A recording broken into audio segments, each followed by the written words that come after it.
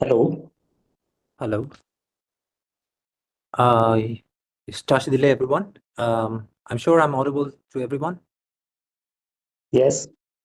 Right. Yeah. First of all, I would like to greet each and every one of you for joining with us today for this very auspicious occasion of Lha Bab Düchen, the Buddha's descent from the heaven, and also undertaking the aspirational Bodhisattva vow with Venerable Geshe Dorje Damdullah, our director of Tibet House, the culture center of His Holiness the Dalai Lama. And I would also like to inform you that as of now, Venerable Geshe-la is joining with us from Hyderabad, from the Universal Ethics Group, headed by Srimati Snehaji and Srimati Baniji. So it is going to take a few minutes for him to join with us live. So before that, I would like to request each and every one of you to kindly open your display picture so that we can have a good interactive session.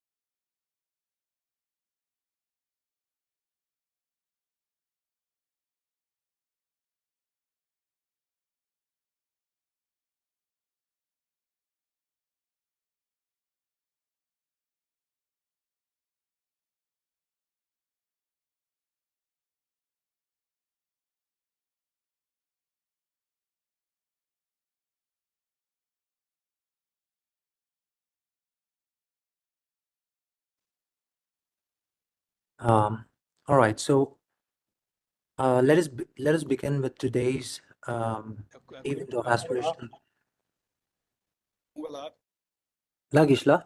Okay, Kongala,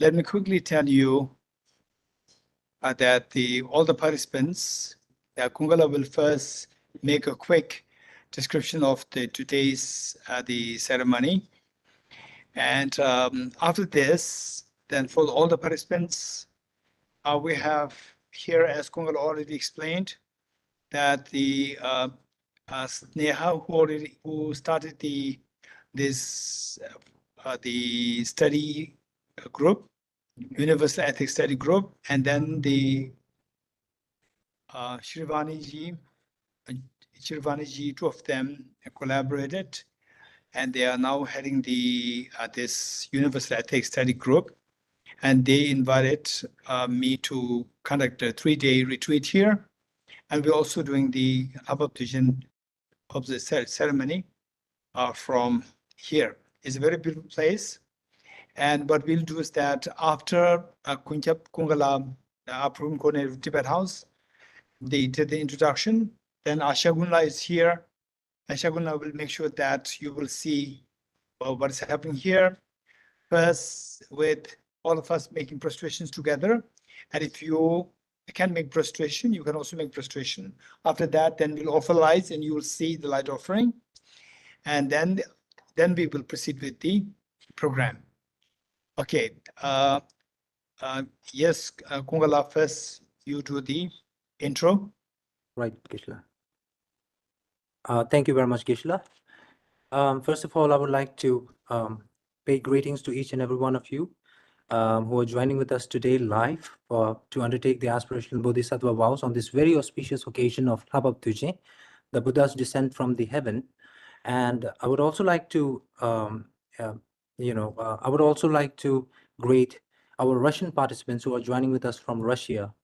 And in fact, I'm very delighted to announce that this time we have the Hindi interpretation as well for all the Hindi audience to undertake the aspirational Bodhisattva vows with Venerable Geshe Dorje Damdula. I would also like to greet our audience from the YouTube Live who are joining with us today for this event. And now, without any further ado, I would like to give a brief introduction about Lha Bab Düchen. So Lha Bab Düchen is one of the four great major Buddhist festivals commemorating four events in the life of Gautama Buddha. Lha Bab Düchen occurs on the 22nd day of the 9th Tibetan lunar month and celebrates Buddha's return to the human realm after teaching his mother for 3 months in the God realm. It is widely celebrated in Buddhist Asian countries including Tibet, Bhutan, Sri Lanka, Myanmar, Thailand, Laos, where the celebration corresponds to local calendars. So according to the event in Buddha's life, the Buddha had ascended the God realm and at the age of 45 in order to give teaching to his mother, who had been reborn in Indra God realm. His ascent was accomplished by the lowering of the mountain summits to lift him to the teaching place. So with this, now, as Venerable Geshe Dorje Damdula has already mentioned, that we will first, along with the participants who are joining from Hyderabad Universal Ethics Group, headed by Srimati Snehaji and Srimati Baniji, we would like to offer 3 prostrations to Lord Buddha and pay homage to all the Bodhisattvas. And then we'll be doing, we'll begin with the undertaking of the aspirational Bodhisattva vows with Venerable Geshe Dorje Damdula. Thank you very much, everyone.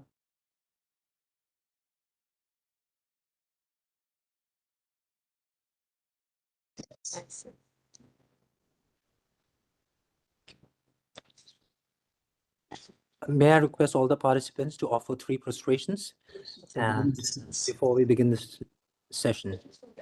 Can see. Yes, just a second. Yeah.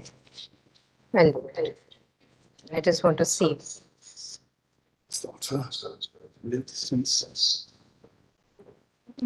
Put it away.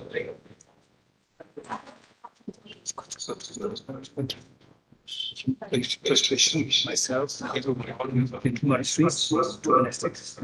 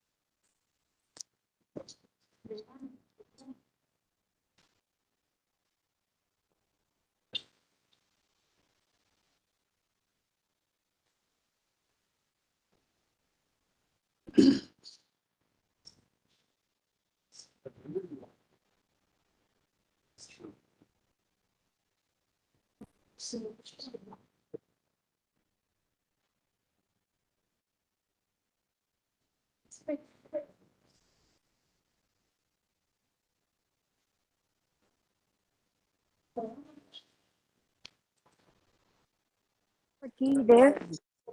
Huh? Yeah? Did you put it in here, honey? Huh? Let me check. Let me check now. Oh my God! If I don't have it, I'll be in the stranded in the rain. Oh, it's here. It's here. I would request all the participants to kindly follow the prayer, the short mantra. With folded hands, I beseech the Buddhas of all direction to shine the light of Dharma for all bewildered in misery's gloom. With folded hands, I beseech the Buddhas of all direction to shine the light of Dharma for all bewildered in misery's gloom. With folded hands, I beseech the Buddhas of all direction to shine the light of Dharma for all bewildered in misery's gloom. With folded hands, I beseech the Buddhas of all directions to shine the light of Dharma for all bewildered in misery's gloom. With folded hands, I beseech the Buddhas of all directions to shine the light of Dharma for all bewildered in misery's gloom. With folded hands, I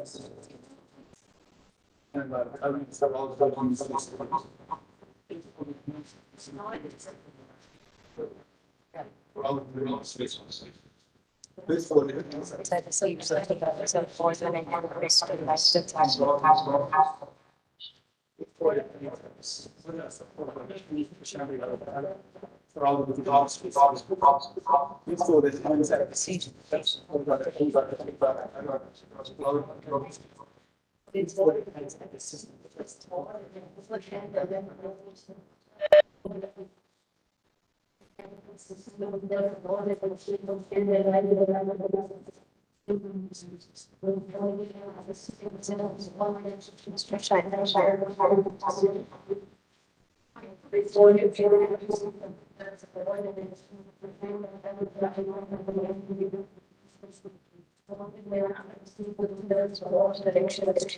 and for all the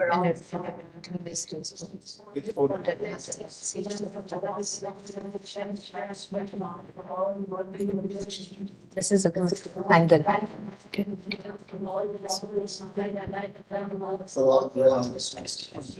with folded hands, I beseech the Buddhas of all directions to shine the light of Dharma for all bewildered in misery's gloom.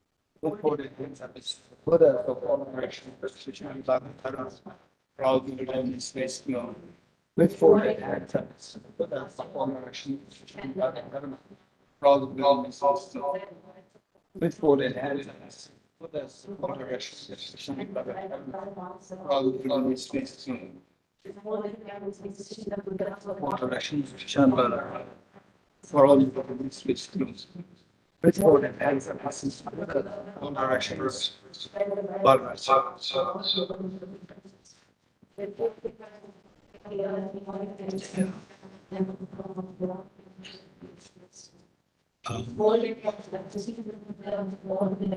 Also shows Jesus. So can we put it live from it? Yes. Paula's house. To push the back to all levels as in the camera. Let's make it. Yes. Yes. Yes. Good. We'll also put the chair. Yeah. Good shoes. Or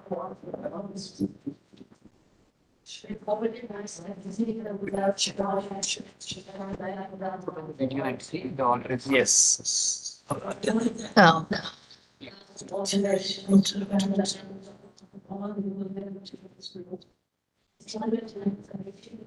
Just one minute.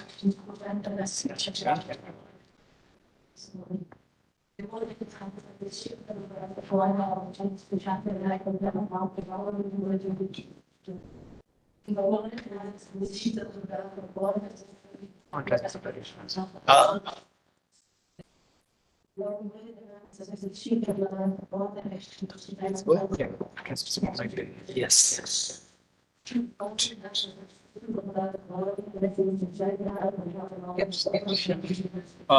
No. Is that should have on video? Okay.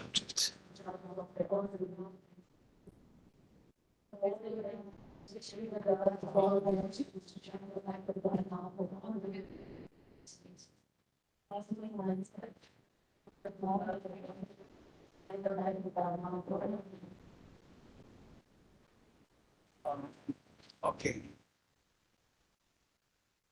It's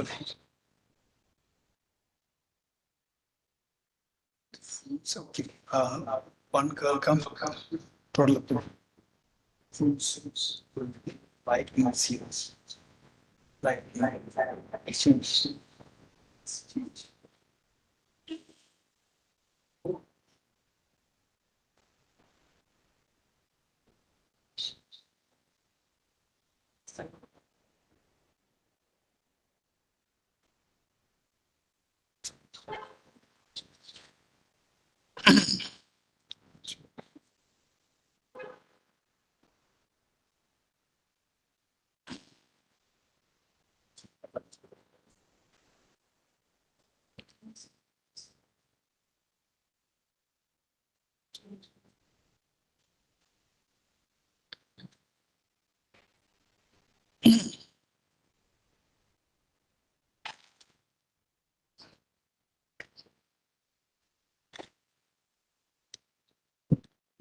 Hear me?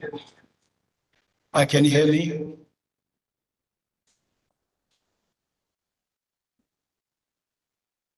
Can you hear me? Reduce the volume of it. Reduce the volume.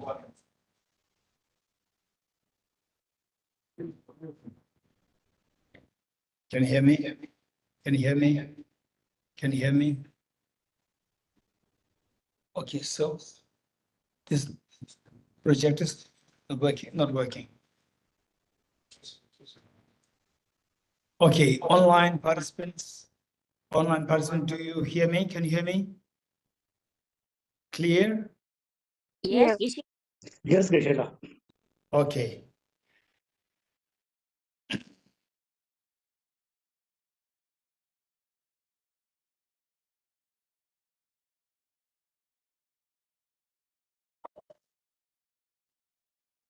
Слышим, Geshe-la. Okay.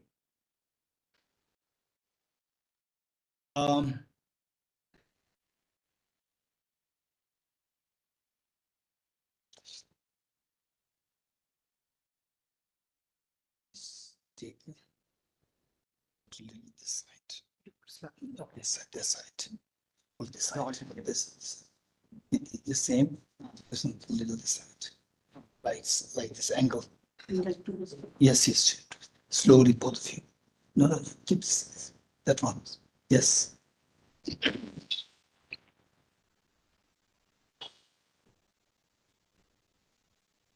More.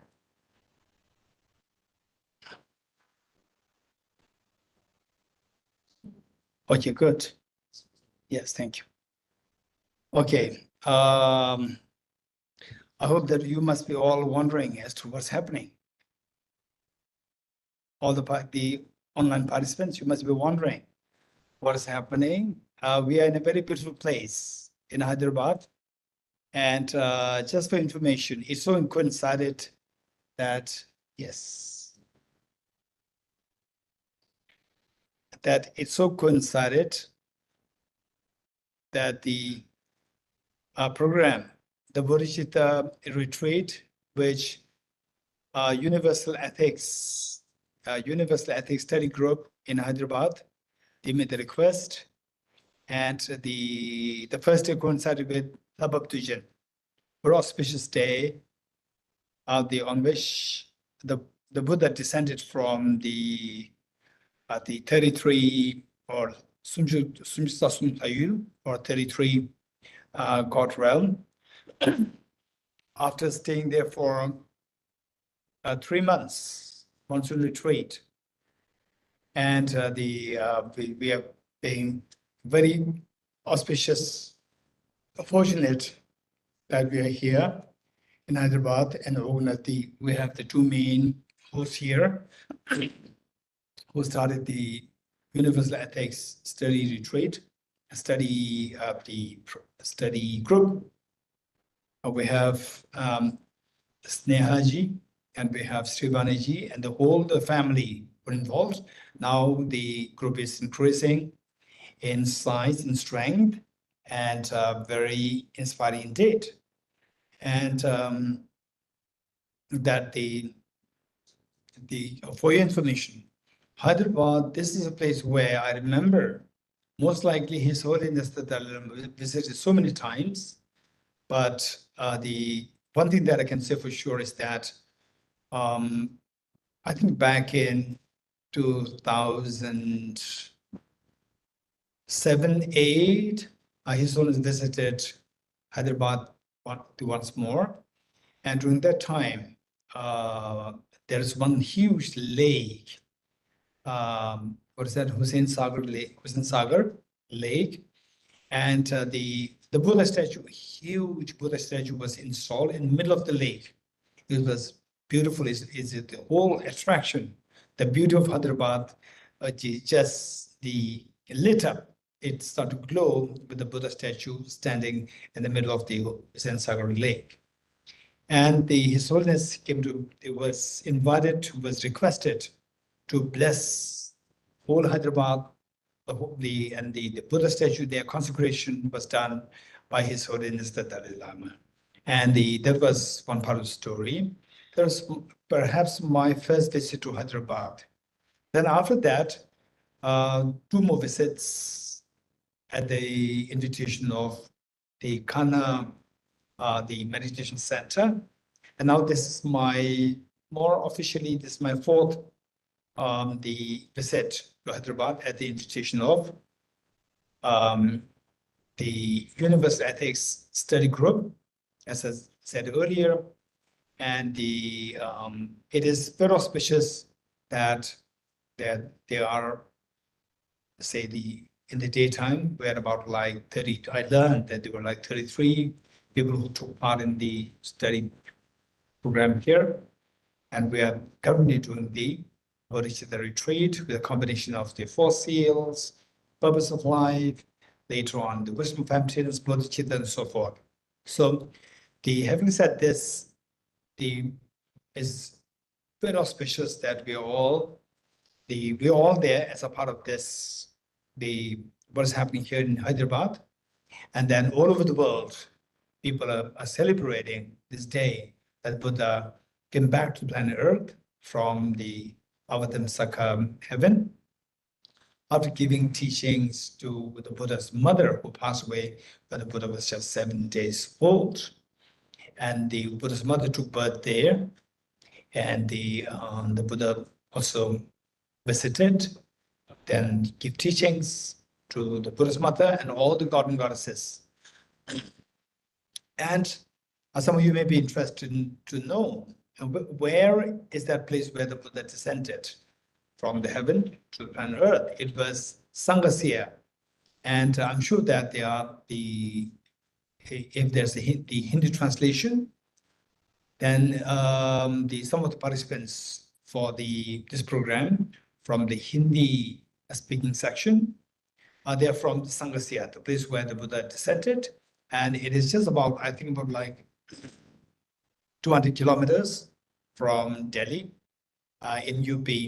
And this is one of the most important pilgrimage sites for the Buddhist. So therefore, if you ever, in the future, if you ever happen to be in India and want to pay respect or to go there for pilgrimage, then this is a place. This is the Buddha himself indicated that one of the few very important places of the sacred places to visit. So we can do that.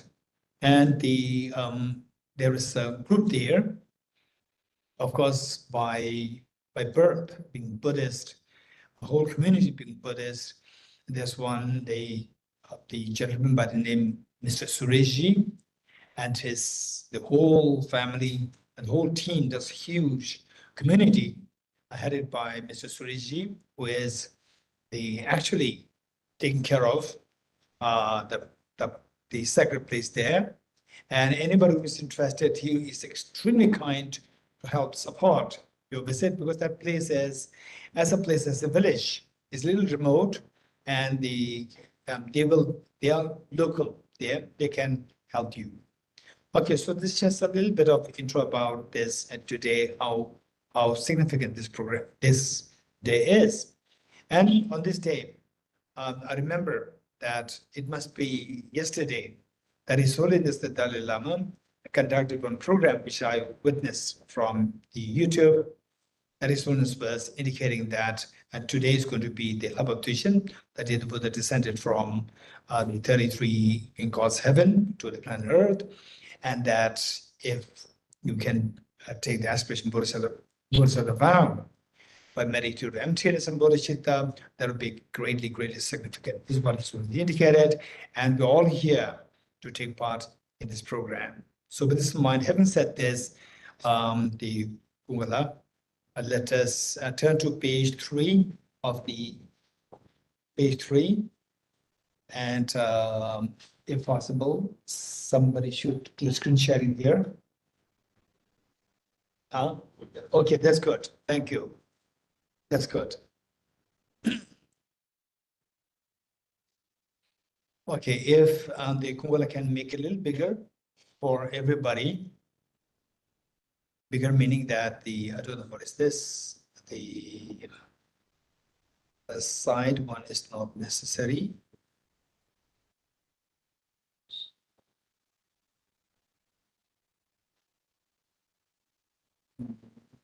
I don't know how to remove this. Okay, so good.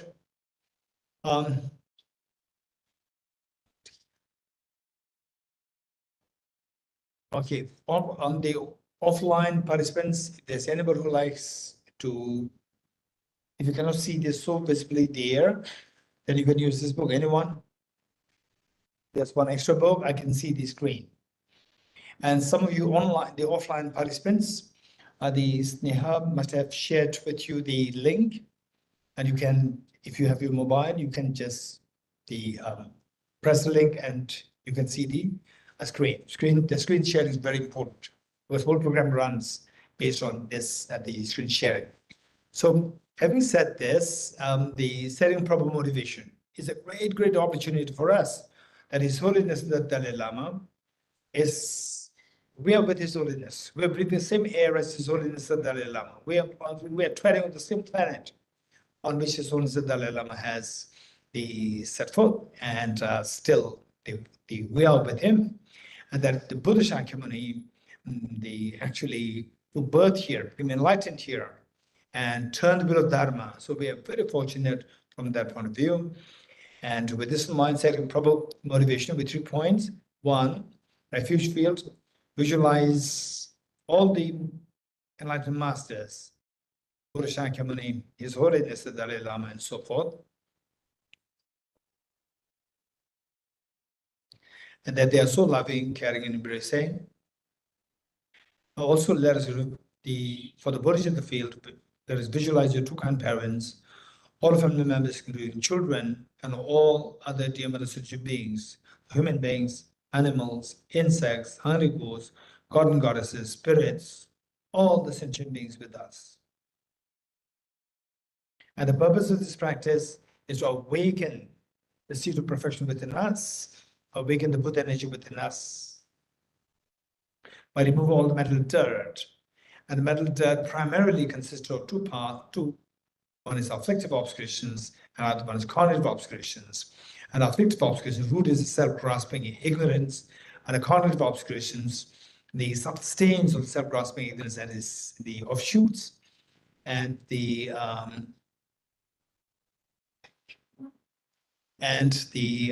manifested in the form of self-centered attitude, which we here in this group, we learned about it just in the last session. And the purpose is to awaken this Buddha energy within us. For that, we require the 2 wings, the 2 wings of the bird, the wing of the wisdom and the wing of the compassion. Compassion makes sure that your happiness expands and others' happiness expands. And the wisdom will make sure that this compassion is not the it doesn't become like it doesn't turn into compassion fatigue, where people take advantage of your compassion and then you suffer. So when the compassion is complemented by the wisdom, the 2 wings, then the compassion becomes skillful compassion. So with this, we are trying to awaken your Buddha nature. So having set this motivation properly, let us recite the following verses together. And as we recite the verses, what is important is there are three ways of, most of you already know that, there are three ways of reciting, doing recitation. One is where the words flow. Number two, words flow and the meanings reflected. Number three, words flow, meanings reflected, and the experiences invoked. So if we fail to, of the three possibilities, we must go for minimum, we must go for the second one. The third one requires a lot of meditation, studies, reflection, meditation, and all of us, we can minimum do the second one, where meaning words flow, at the same time, meanings are reflected. So with this in mind, let us turn to the first verse from page 3. And teach by great compassion, you taught the Immaculate Dharma to dispel all perverted views. To you, the Buddha Gautama, I pay homage.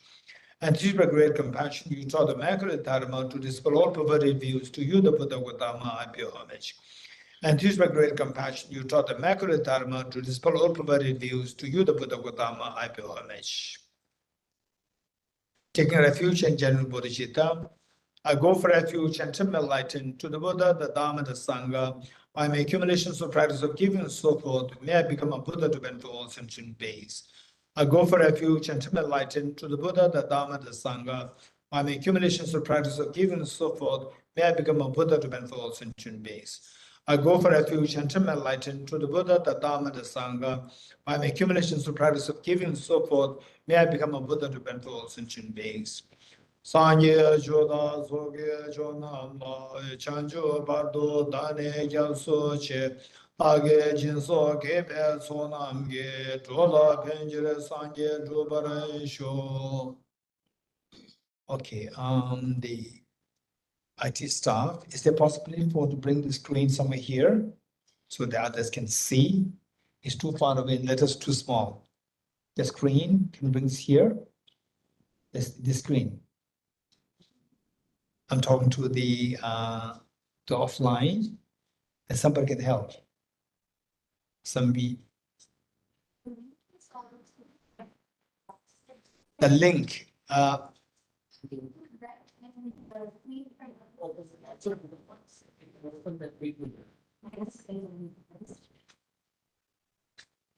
Okay, so and the others can actually come closer. This is also wiser.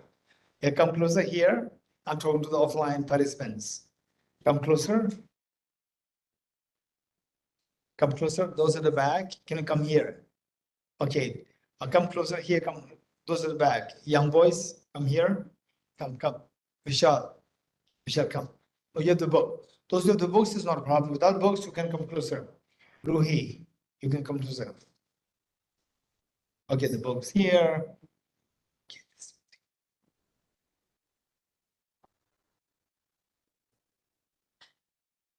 Ruhi, you went even further away. Come closer here. You want to come? Okay, we have the book here. That's good.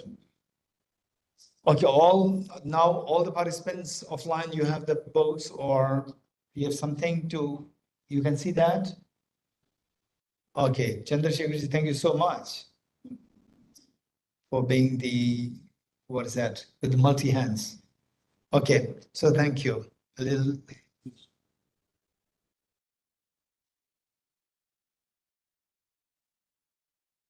Okay, good.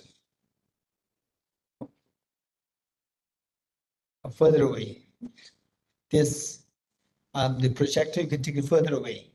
Projector, you can take it further away, further. Back. Little slowly.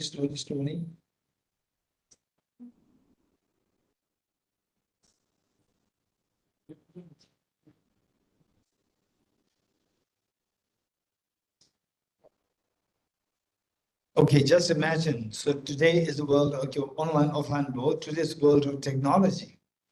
And still we have this, so the, say, such a program happening for the first time in Hyderabad. And all these technical issues are there. Back in, I say, 8th century AD, when the great Indian master, Bodhisattva Shantarakshita, when he was invited to Tibet, no screen, no nothing. Right? I don't know how Bodhisattva Shantarakshita managed to establish the very profound Buddhist philosophy, psychology in Tibet. Okay, you can switch it off. And let us see. Okay. Okay, a little further away. Good. Thank you. Good. Okay. Sorry for the interruption. Okay, now let us recite the Tibetan form, the Tibetan version. Sanye joda soge chonam la chanjo bado dane gyatso che dage chinso kebe sonam kula pejir sanje tu bare shu. Sanje joda soge chonam la chanjo bado dane gyatso che dage chinso kebe sonam ke kula pejir sanje tu bare shu. Sanje joda soge chonam la chanjo bando dane gyabso che dage chenso kebe sonam yola benjir sanje tubare sho. Independent origination, there is no ceasing, no arising, no annihilation, no permanence, no coming, no going, no separateness, no sameness. I prostrate to the consummate Buddha, the supreme among all teachers, the one who taught this peace, which is afraid of elaborations. I prostrate to the mothers of the hearers, the bodhisattvas and the Buddhas, which through the knowledge of all the hearers seeking pacification to complete peace, which through the knowledge of past causes those having migrated to achieve the aims of the world, and through the possession of which have subdued us expound a variety of teachings. The one who is transformed into the reliable guide, motivated by altruism to benefit sentient beings, the teachers, guide and protector to you of my prostrations. The one who has eliminated the web of conceptualizations, and is endowed with the divine bodies of the vast and the profound, to eternally shines for the forever noble light rays, to you the Buddha make prostrations. Inspired by wisdom and compassion, today in the Buddha's presence, I generate the matter full awakening for the benefit of all sentient beings. We will recite the essence of Tibetan origin mantra 3 times. As we recite it, just see if we can reflect on the meanings as much as possible. Om ye dharma hetu prabhavam hetum te sham data gato yavatat te sham chayo nirodha evam vati mahashramanaye swaha. Om ye dharma hetu prabhavam hetum te sham tathagato yavatat te sham charo nirodha evam vati mahashramanaye swaha. Om ye dharma hetu prabhava hetum te sham tathagato yavatat te sham chayo nirodha evam vati mahashramanaye swaha. Om ye dharma hetu prabhavam hetum te sham tathagato yavatat te sham chayo nirodha evam vati mahashramanaye swaha. Okay, meaning of the mantra. All phenomena arise from causes. The causes are taught by the Tathagata. The cessation causes as well as taught by the Gracia. Profound, peaceful, elaboration-free, clear light and non-composite. Such is the nectar that Dharma I have discovered. Finding no one to fathom this teaching, in silence I return to words. Beyond utterance, thought and expressions, the perfection of wisdom, which is unborn, unseen, hence an age of space, is the object of apprehension of self-realized wisdom. To you, the mother of Buddhas of the 3 times, I bear obeisance. The 4 seals of Buddha's teachings. All composite things are impermanent. All contaminated things are natural suffering. All phenomena are the nature of emptiness and selflessness. Transcendent sorrow is peace. The Guru is the Buddha, the Guru is the Dharma, likewise the Guru is the Sangha. The Guru is the source of everything wholesome. I go for refuge in the Guru. By the sound of the vibrant drum of Dharma, you liberate all beings of miseries. I beseech you to kindly remain and give teachings until the end of the expanse of billions of eons. The Buddha does not watch the negativities of beings, nor does he remove their miseries by his hands. His spiritual realization is not transferred to them. It is by teaching the truth of suchness that beings are liberated. With folded hands, I beseech the Buddhas of all directions to shine the light of Dharma for all the miseries gloom. Instructions on parting from the four attachments. If attached to this life, you are not a spiritual practitioner. If attached to samsara, you have no renunciation. If attached to your own self-interest, you have no bodhicitta. If there's grasping, you do not have the view. Okay, and let us turn to praise to Shakyamuni Buddha. As we recite this, just try to contemplate on the qualities of the Buddha, on the basis of which the Buddha was praised, and see if you have some of these qualities. If you do have page 14, if you do have these qualities, rejoice and see how to cultivate them further. And if you do see that, if you see that it's missing in us, but you remember that we have the seeds of the perfect qualities, see how to develop them, cultivate them, and then nurture them further. To the founder, the endowed transcendent destroyer, the one gone beyond, the full destroyer, completely perfected, full awake, the full awakened being, perfect in knowledge and good conduct, Sugata, knower of the world, supreme God of human beings to be tamed, teacher of gods and human beings, to you, the complete and fully awakened one, the endowed transcendent destroyer, the glorious conqueror, the subduer from the Shakya clan, I prostrate, make offerings and go for refuge. When, O supreme amongst humans, you are born on this earth, you paced our 7 strides, then set up supreme in this world, to you who are wise, then I prostrate. With pure bodies, form supremely pure, wisdom ocean like a golden mountain, flame that blazes in the 3 worlds, wind of the west, Lord, to you are prostrate. With the supreme science, face like a spotless moon, color like gold, to you are prostrate. Touch-free like you, the 3 worlds are not, incompatible wise one, to you are prostrate. A Savior having great compassion, the founder having all understanding, full of merit with qualities of vast ocean, to you the Tathagata I prostrate. The purity that frees from attachment, the virtue that frees from the lower realms, the one path, the sublime pure reality, to the Dhamma that pacifies I prostrate. Those who are liberated and also show the path to liberation, only feel qualified with realizations, or devoted to the moral precepts, to you the Sangha I prostrate. Do not commit any non-virtuous actions, perform only perfect virtuous actions. Subdue your mind thoroughly, this is the teaching of the Buddha. A star, a visual aberration, a flame of lamp, an illusion, a drop of dew or a bubble, a dream, a flash of lightning, a cloud. See to condition things as such. Through this marriage, may such beings attain the rank of all seeing, subdue the 4 falls, and be delivered from samsara's ocean, perturbed by the waves of aging, sickness, and death. Okay, now let us read Heart Sutra, page 29.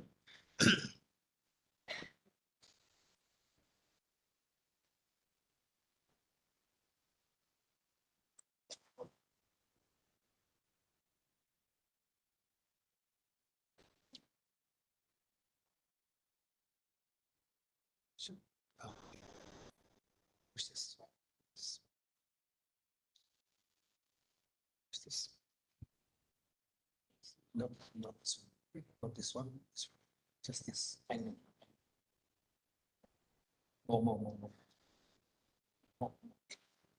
More. Good. Thank you. Okay, Heart Sutra. As we recite the Heart Sutra, please remember that. Please remember the 3 points. One, while the Buddha was meditating on Vulture's Peak, the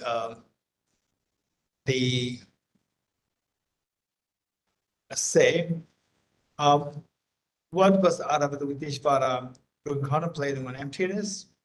And the 3 points, what was the question asked by Shariputra to Avalokiteshvara? And number 2, what is the response given by Avalokiteshvara to Shariputra? And number 3, what's the benefit we get? What benefit we get if you practice as indicated by Avalokiteshvara in response to questions by Shariputra? So with this mind, let's recite the following questions together. I prostrate to the area of two gems. Thus did I at one time.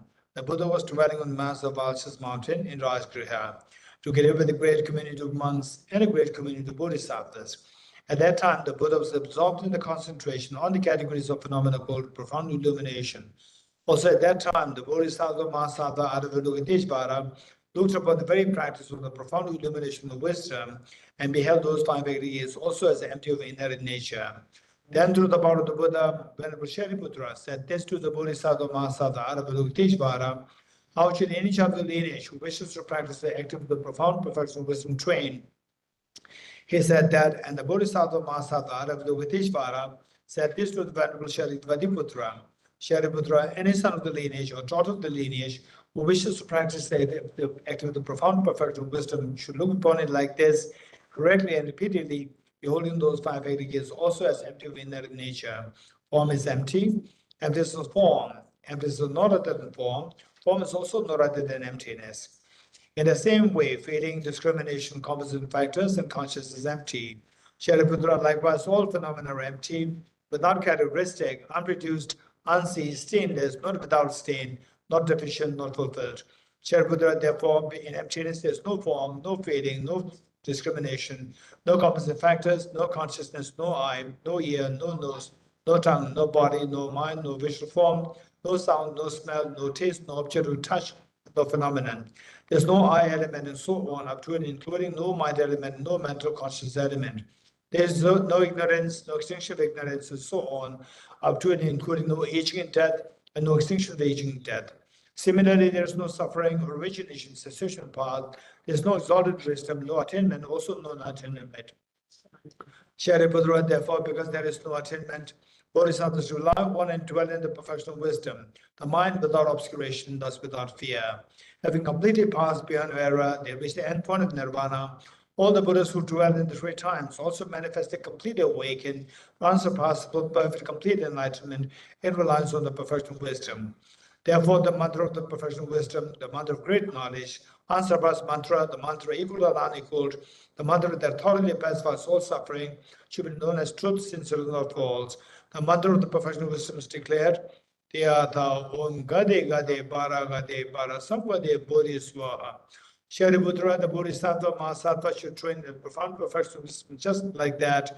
And the Buddha arose from that concentration and commanded the Bodhisattva Mahasattva Avalokiteshvara, saying, well said, son of the lineage, it is like that, it is like that.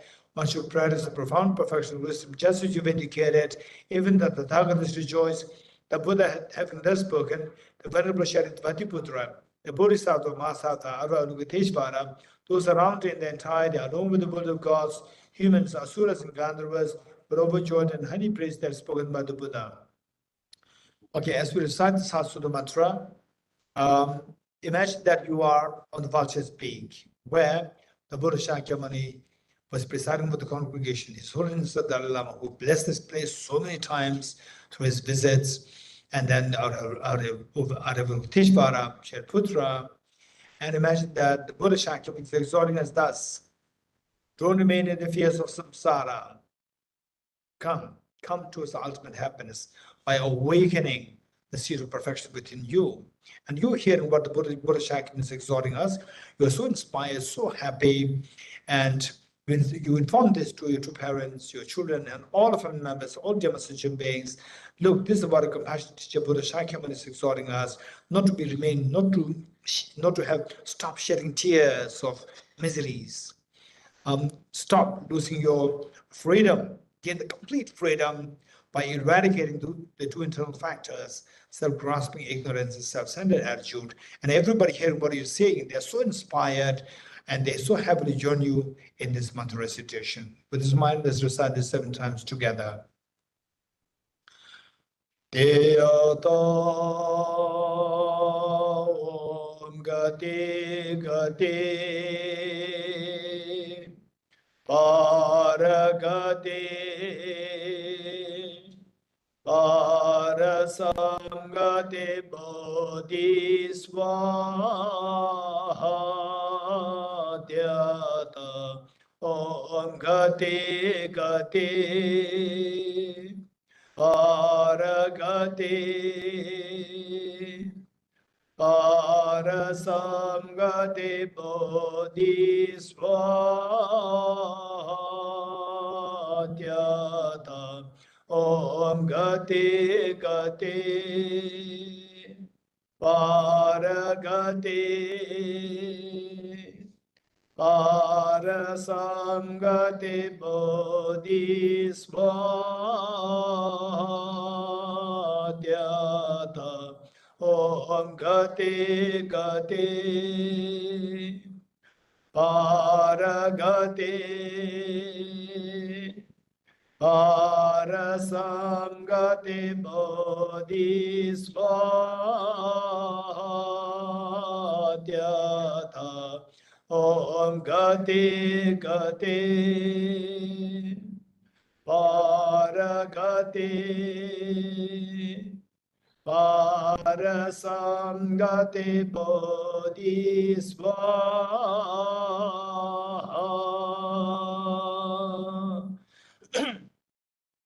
By the teachings of three supreme jewels possessing power of truth, may inner and outer hindrances be transformed, may they be dispelled, may they be non-existent, may they be pacified, may all negative forces opposed to the Dhamma be completely pacified, may the whole 80,000 of six be pacified, may we be separated from problems and conditions harmful to the Dhamma, may all enjoyments be in accord with the Dhamma, may auspicious and perfect happiness pervade this place now. Okay, next. The next page. Voila, next page. 8 verse for training the mind. Okay. 8 verse to train the mind is primarily for to cultivate the compassion side. Heart Sutra to cultivate the wisdom. So these two are the sides, must be patterns within ourselves. So with this mind, let's recite by reflecting on the meanings by Geshe-la Tangpa, with the determination to achieve the highest aim for the benefit of all sentient beings, which surpasses even the wish-fulfilling gem, may hold them dear at all times. Whenever I interact with someone, may I view myself as the lowest amongst all, and from the very depths of my heart, respectful of hold others superior. In all my deeds, may I probe into my mind, and as soon as mental and emotional afflictions arise, as they endanger myself and others, may I strongly confront them and avert them. When I see beings of unpleasant character, and those oppressed by strong negativity and suffering, may I hold them dear, for they are rare to find, as if I have discovered a jewel treasure. When others out of jealousy, truly wrong me with abuse, slander, and scorn, may I take upon myself the defeat and offer to others the victory. When someone whom I've helped, or in whom I've placed great hopes, mistreats me in extremely hurtful ways, may I regard him still as my precious teacher. In brief, may I offer benefit and joy to all my mothers, both directly and indirectly. May I quietly take upon myself all hurts and pains of my mothers. May all of these remain undefiled by the stains of their mundane concerns, and may I recognize all things as illusions, devoid of clinging, be released from bondage. From my two collections, vast space that I've amassed, from working with effort this practice for a great length of time, may I become the chief leading Buddha for all those whose minds were surmised blind and ignorance. Okay, the next page. Okay, 7 in practice. 7 in practice, this is primarily to prepare us to undertake the journey of cleansing the mind, because the journey of cleansing the mind involves a very important factor. This guarantees us that our life will be very purposeful and meaningful. So with this mind, for that journey, we require to prepare our mind. And these 7 practices, these are what help us in this preparation. So with this mind, let us recite by reflecting on the meanings as much as possible. I bow down to the youthful Arya and Yushri, you the Buddhas, the lions amongst humans. You gone to freedom in the present, past, and future, in the worlds of 10 directions. To all of you with body, speech, and sincere mind, I bow down with the energy of aspiration for the Bodhisattva way, with a sense of deep respect and with as many Buddhist atoms in the world. To all you Buddhists, visualize this real bow down. On every particle are Buddha's numberless as particles. Each of them is a host of bodhisattvas. I'm confident the state of all phenomena is entirely filled with the Buddhas in this way. With infinite space, oceans of praise for you and oceans of sound from the aspects of my voice, I sing the breathtaking accidents of Buddhas and celebrate all of you Sugatas. Beautiful flowers and regal garlands, sweet music, scented oils and parasols, sparkling lights and sublime incense, offered to you, victorious ones, the Buddhas. Fine dress and fragrant perfumes, sandalwood powder heaped high as Mount Meru, all wondrous offerings in spectacular array, offered to victorious ones. With transcendent offerings, peerless and vast, with profound admiration for all the Buddhas, with strength of conviction in the Bodhisattva way, I offer and bow down to all victorious ones. Every harmful action I've done with my body, speech, and mind, overwhelmed by attachment, anger, and ignorance, all these are openly laid before you. I lift up my heart, rejoice in all the merit of the Buddhas and Bodhisattvas in 10 directions, of solitary realizers here still training, and those beyond, and of all ordinary beings. You who are the bright lights of the worlds in 10 directions, who have attained the Buddha's omniscience through the stages of awakening, all you are my guides, please turn Supreme Buddha Dharma. With palms together, I earnestly request you who may actualize parinirvana, please stay with us for eons, numberless atoms of the world, for the happiness and well-being of all wanderers in samsara. Whatever slight merit I may have accumulated by making prostrations, offering and confessing, rejoicing and requesting that the Buddha's teach, I now dedicate all these for the full awakened all beings. The next. Okay, the foundation of all good qualities. Kungola di kadure, mandala offering kadure, short mandala. Dijelre. Dingela regisla. Chelongwero. Chemesani. Okay, we'll do the short mandala offering. Mandala offering means that whatever good things that you have, including your virtues, good deeds that you have done, that is the best of the offerings to all Bodhisattvas. And also think of, say, the mentally invoke the anything good that you can think of in this world, in this universe. We make offerings of these to all the Buddhist Bodhisattvas to make sure that all sentient beings, all the human beings, animals, insects, hungry, nobody suffers. Everybody is freed from fears, anxieties, stress, depression, and so forth. This crown, adorned with perfume, strewn with flowers, adorned with Mount Meru, the four continents, the sun, and the moon. I imagine this is the Buddha filter and offer it. May all sentient beings enjoy this pure land. Okay, now we'll start. I'll sing this, and there are many of you who already know how to do this, the chant. And those who do not know, you can just listen to us, join us. So the gesture is not important. If you can do the gesture, well, good. If not, the most important thing is mentally just offer everything good that you have, so that to all the Buddhist Bodhisattvas, so that all the sentient beings, every sentient being is happy, they're freed from the fears. O Sajida Gil Joshemando Tam Rerabli Shenyende Kembadi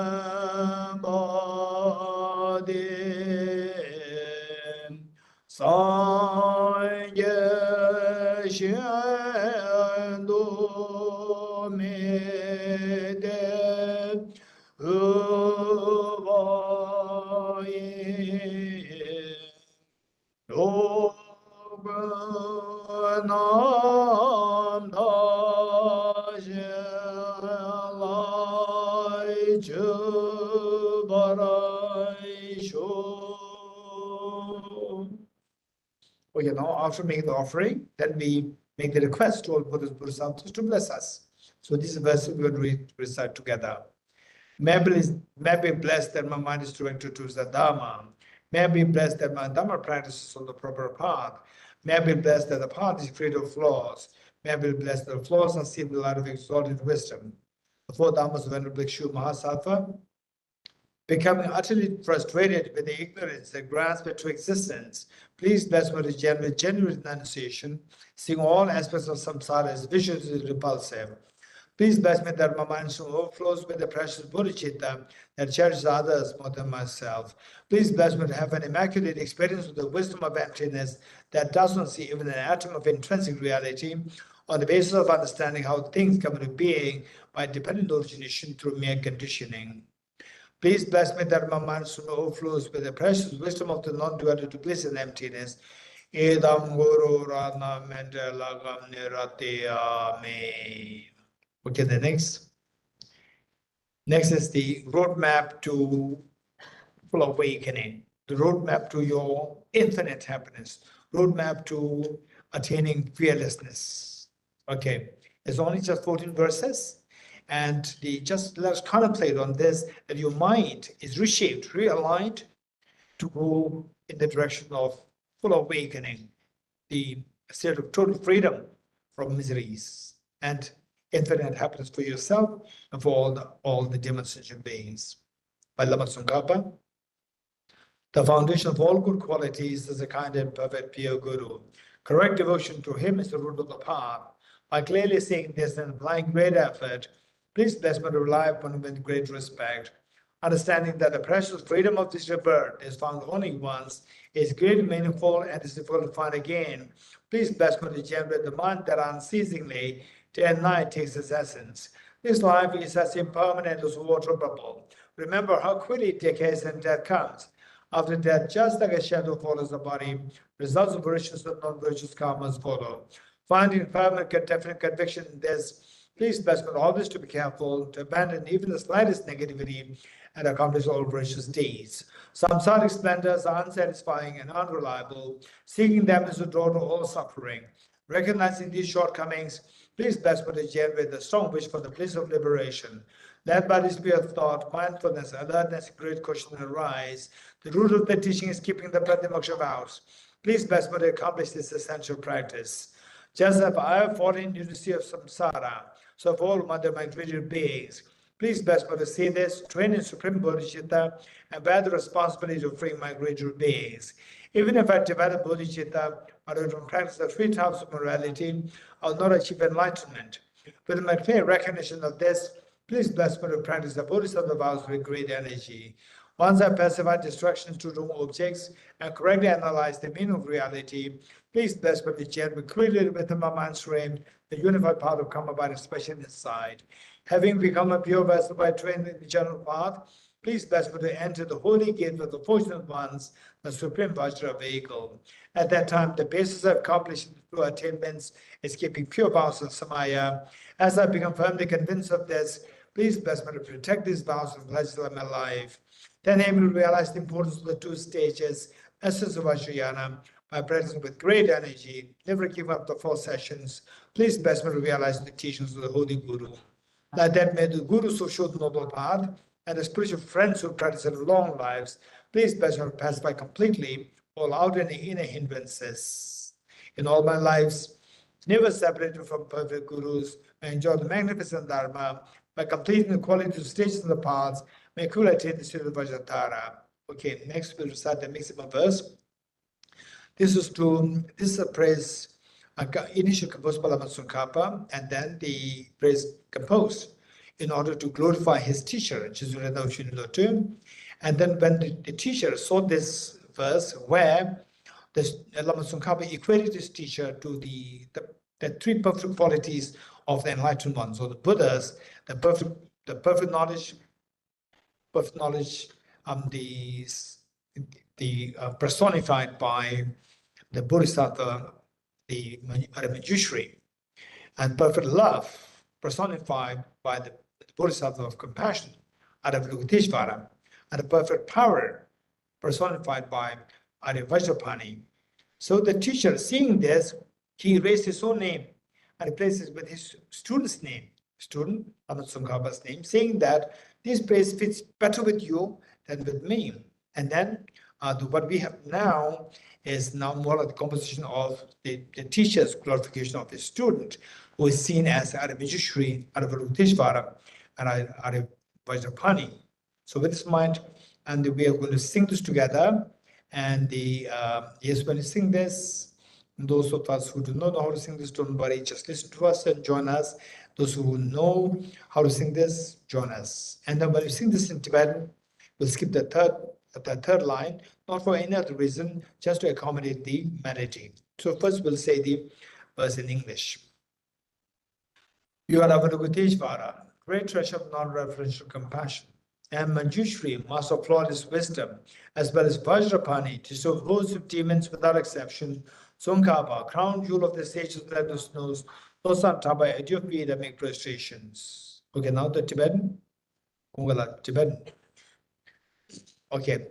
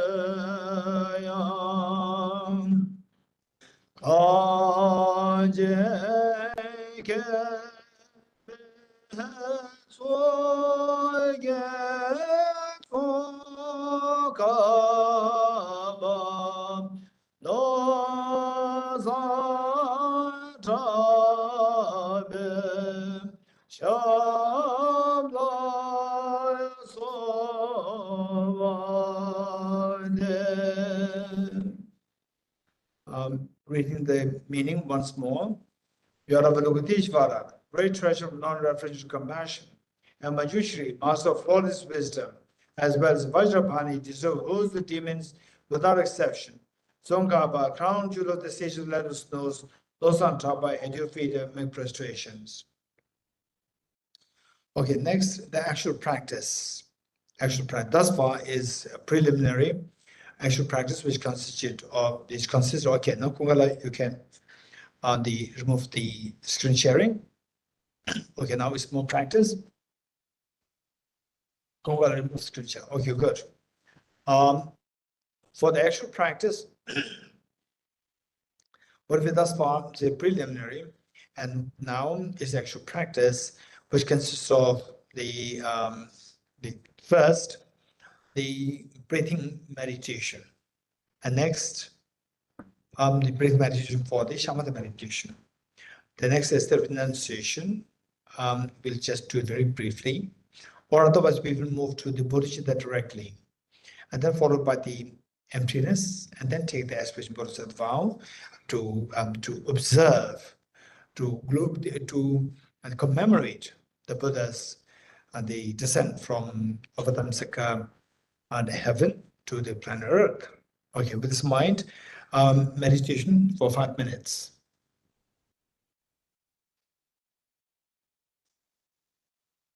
Okay.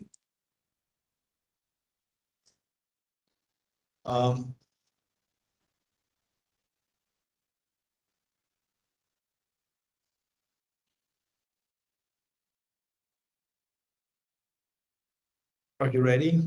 5 minutes.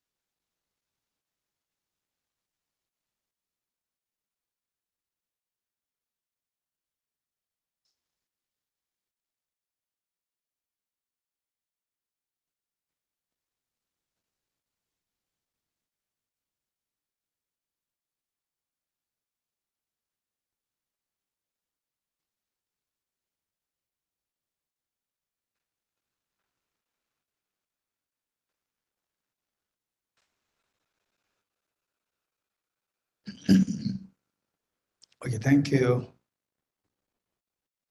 Okay. For the renunciation part, which involves the for which we usually use the 4 seals, let us do that very quickly, the 4 seals. And it's going to be just like the guided meditation. I'll just explain this, and we will try to flow your mind according to the instructions and make sure that some experience is being invoked. Try your best. Okay. Renunciation. Renunciation is to renounce our miseries. It is not to renounce our happiness. To renounce our miseries, we need to learn how to get away from the causes of the miseries. And the cause of miseries we identify, the Buddha identified that as ignorance, as the root cause of all the miseries. And to get rid of this ignorance, the Buddha taught while the Buddha taught innumerable wisdoms, there are 4 primary wisdoms which the Buddha taught, commonly referred to as the 4 seals. First seal, all composite things are impermanent.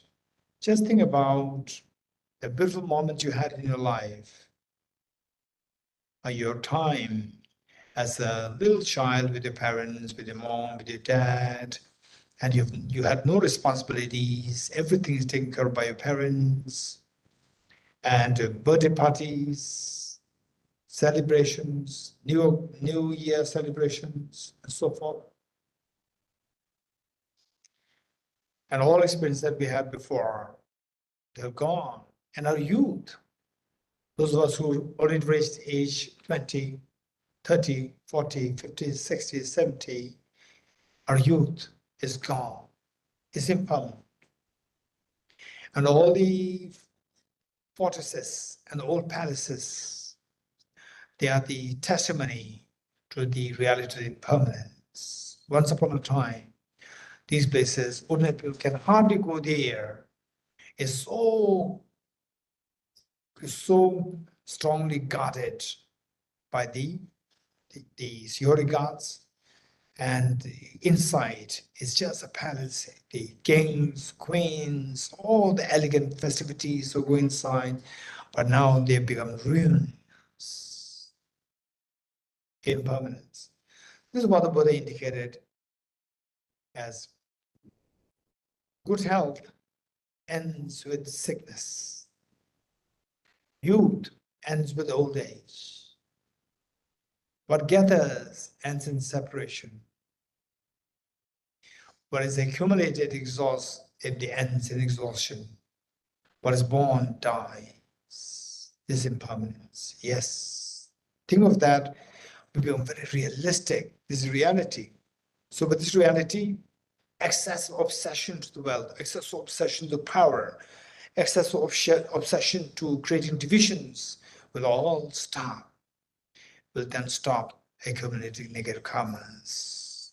This will stop us, help us, protect us from having to go through miseries in the future.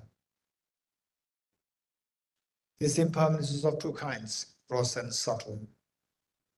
The subtle one, which incorporates, which includes momentariness. All composite phenomena should necessarily undergo momentary changes. Our body seems so stable. It's also changing momentarily. Just look at the timer of your clock, of your mobile timer, stopwatch. Press the button and see how the digits move so fast. To the extent that our eyes could hardly figure out which digit is just moving like very tiny. They say like the bees. And this is a reality. Our eyes fail to see them because our eyes are so gross and the reality becomes so subtle. But that is the reality. So if this is the case, then my mind, my body, the place that I live in, my parents, people who I love, the food that we eat, the house in which we live, they're all momentarily moving so fast. It's like you being thrown into a very fast-moving train. What do you feel? Scary. Why? Because we don't know where this train is taking us. Faster the train moves, more the fear. Because we don't know where this train is taking us. Who decides where this train is taking us? Your driver. If the driver is your mother or the father, it'll no doubt take you to the picnic spot. But if the train driver is your terrorist, no doubt will take you to the slaughterhouse. In that case, while the driver is a mind, but the mind is under the dictates of the terrorist, self-grasping, ignorance, which is the worst of the contaminations. This is what the Buddha indicated as all contaminated things are of suffering nature. Where there's contamination, our mind is contaminated by ignorance, attachment, anger, and so forth. It only leads to the miseries, 300 miseries: suffering, change, and pervasive conditioned suffering. As long as we're in samsara, there's no escape from these three miseries. You have to get out of samsara in order to be free from these three miseries. And miseries like what?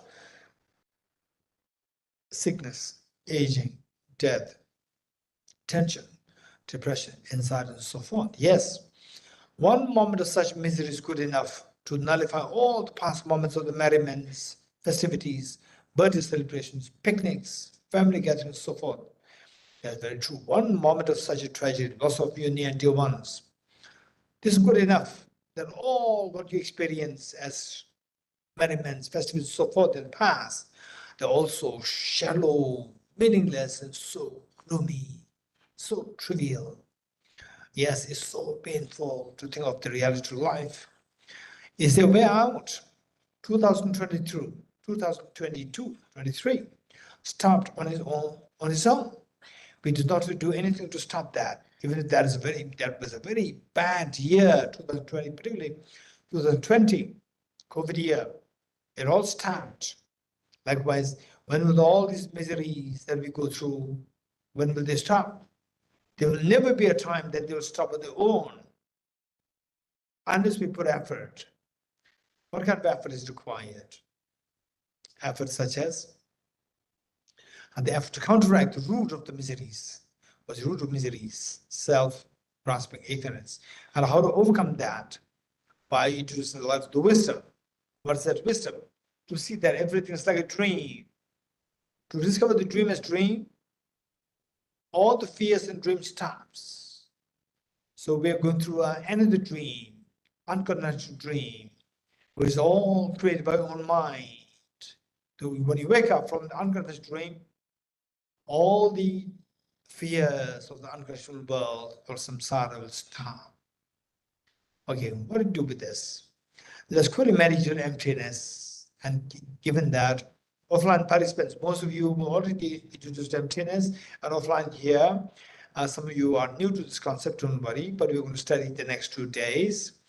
And I'm going to give a very cursory form of the emptiness meditation. You try to follow your mind in it. Okay.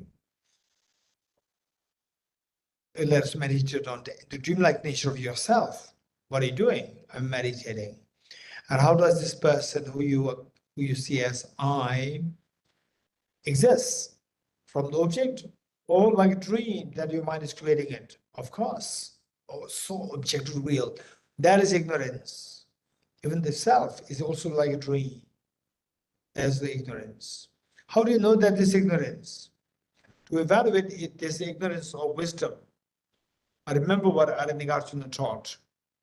Arunachala taught, if the mirage were to be water, or not those close by the mirage see water. Likewise, if this person who identifies I would exist objectively as opposed to being like a dream, why not I see this as a go closer to the object? So technically speaking, the mind which goes closer to the object is known as ultimate analysis. In other words, there is subjective person who identifies with I with the ultimate analysis. So just ignore all those things which are not self. You are interested in objectively existing person. Okay, going closer towards the self, you first see the thin layers of skin of yours. Of course, that is not me. Behind that, the fatty tissues, the muscles, the cartilages, the heart, the lungs, the liver, the spleen, the whole skeleton. All these constitute the element of earth. The solid parts constitute the element of earth. None of the element of earth is to be identified as this person. Okay, element of water. 4 liters of blood which is pumped in and out by the heart with the body. Of course, that is not me. Element of fire. 2,400 joules of energy that the body has. Of course, that is not me. Element of air. 4.6 liters of air that you breathe in and out through your lungs. Of course, that is not me.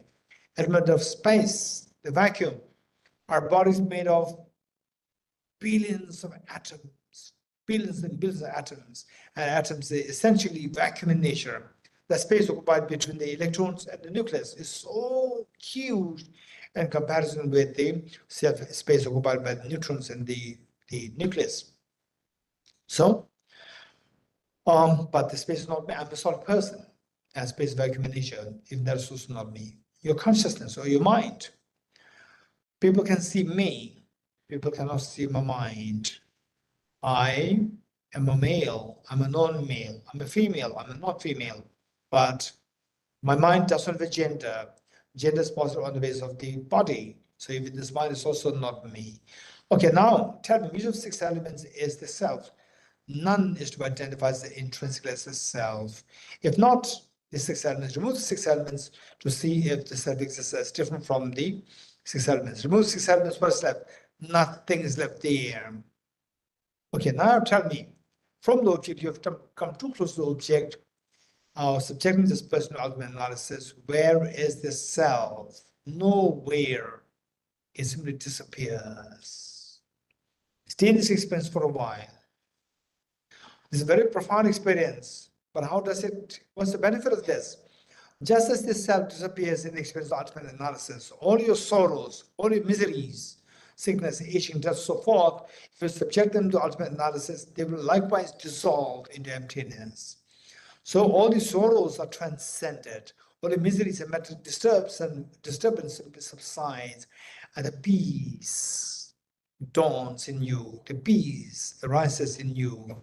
That is absolute peace. Just see in the experience of emptiness where all your sorrows are transcended.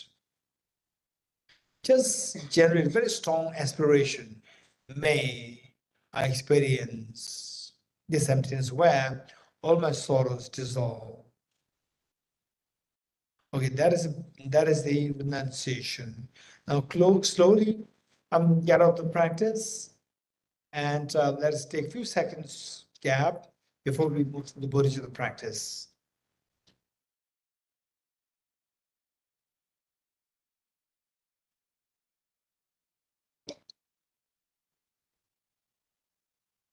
Are you ready? For the Bodhicitta practice, we'll do the first 2 essentials.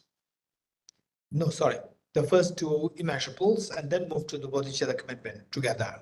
Okay, this is going to be guided meditation as the early practice.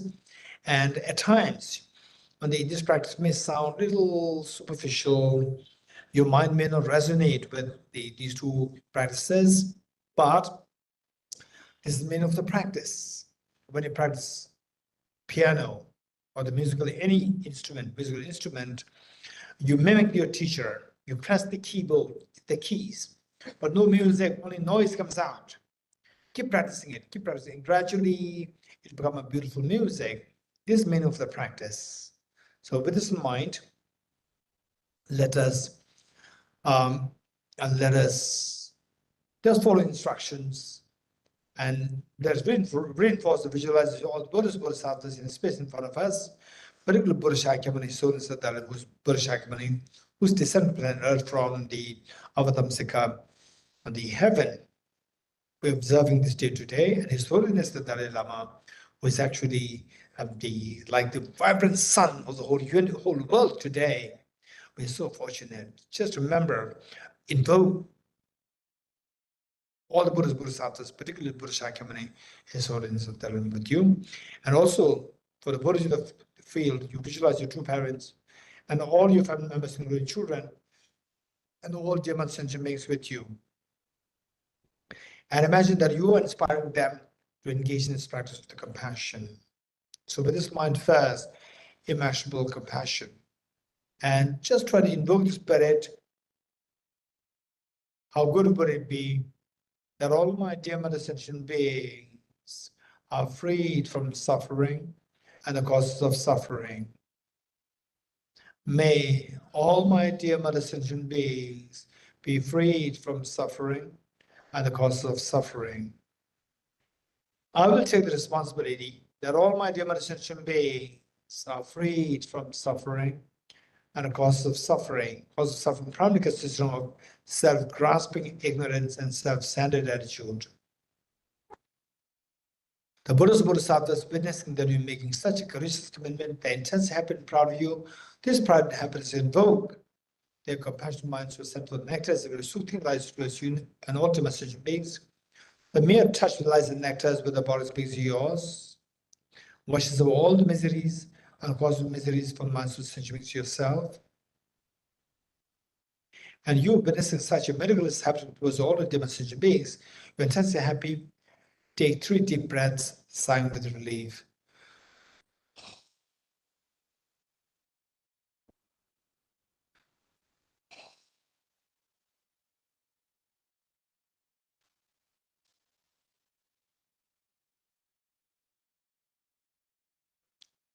Next to immeasurable loving kindness. How good would it be that all my dear sentient beings are endowed with happiness and the causes of happiness. Causes of happiness, primarily consisting of the universal compassion of Bodhicitta and the universal wisdom of emptiness and interdependency. May all my dear sentient beings be endowed with happiness and the causes of happiness. I will take the responsibility that all my dear sentient beings are endowed with happiness and the causes of happiness. The Buddhist Bodhisattvas, witnessing that you making such a courageous commitment, they're intensely happy and proud of you. This pride and happiness invoke their compassionate minds to send the nectar, very soothing lights to you and all different sentient beings. The mere touch of light nectars with the lights, the white lights, with the bodies of beings yours, instills in all happiness and the causes of happiness in the minds of sentient beings yourself. And you witnessing such miracles happening towards all the different sentient beings, you're tense happy. Take 3 deep breaths, sound with relief.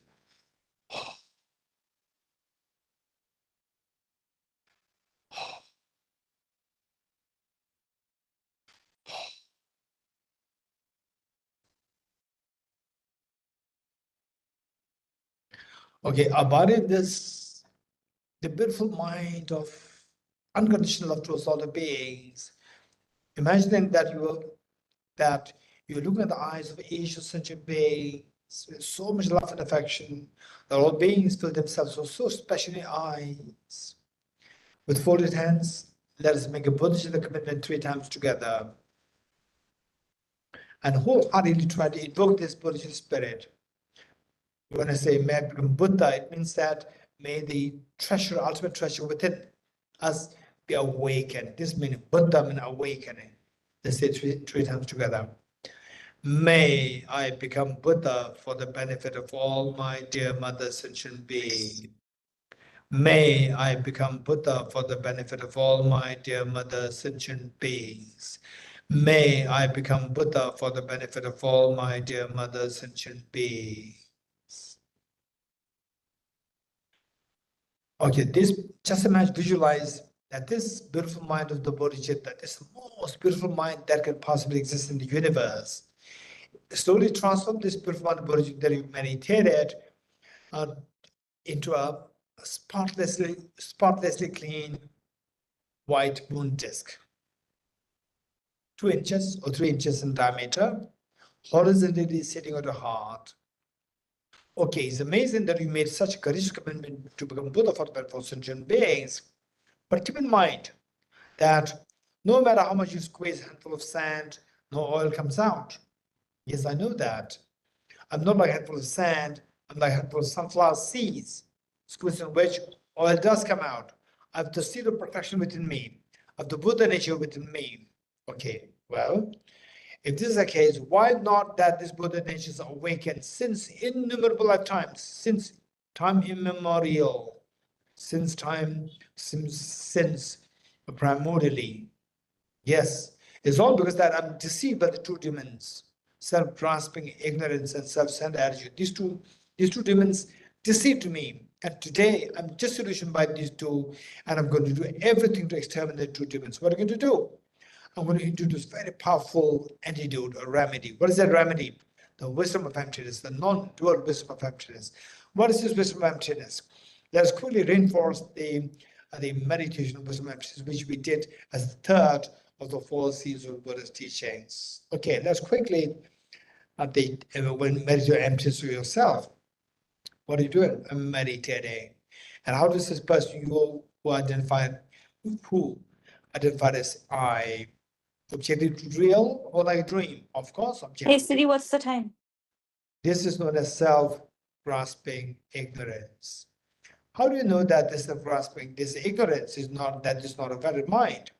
Remember what Arjuna taught. If the mirage were to be water, why not those close by the mirage see water? Okay, now let us go closer to the self to see if the self does exist objectively.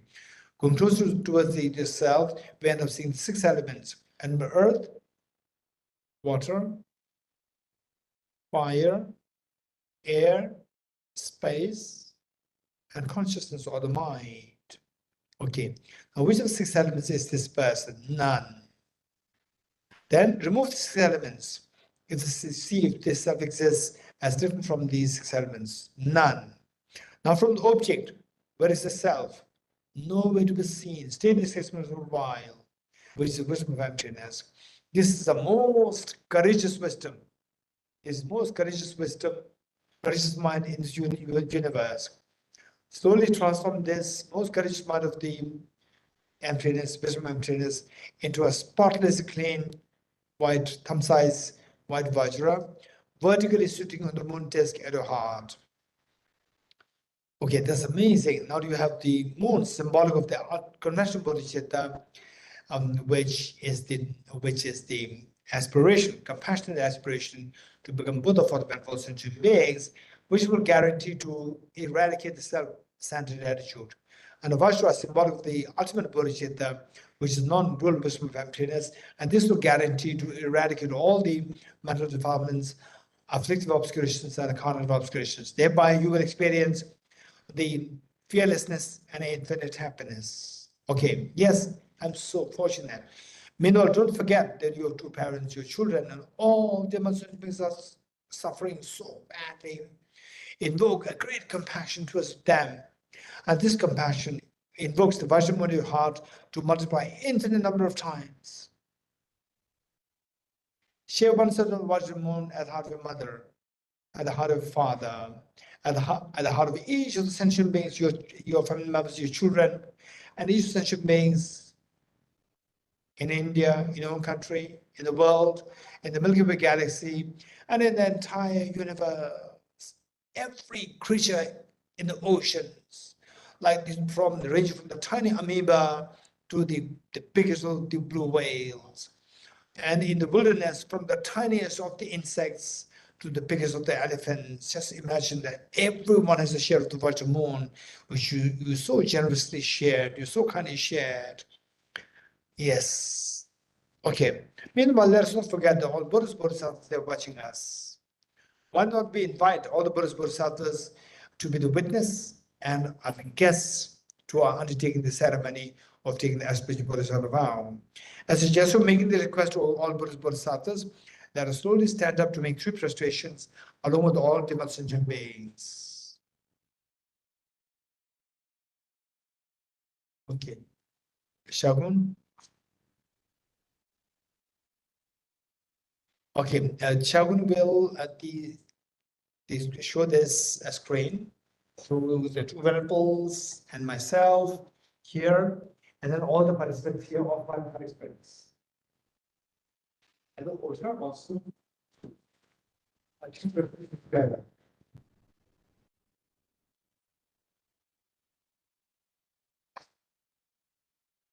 No, Doctor, because I'm. Oh,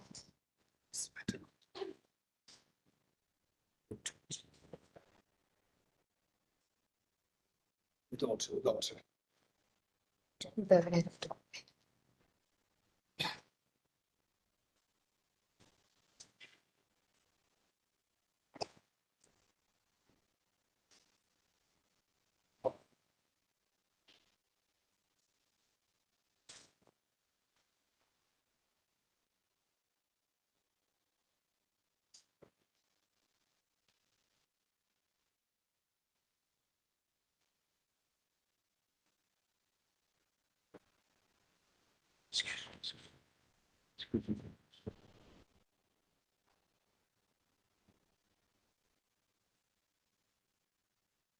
Oh,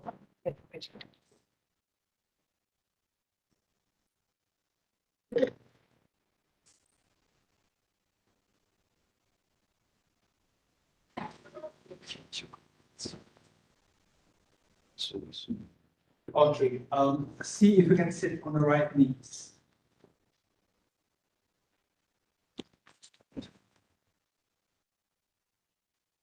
See if you can sit on the right knees to take the aspiration Bodhisattva vow. Screen sharing.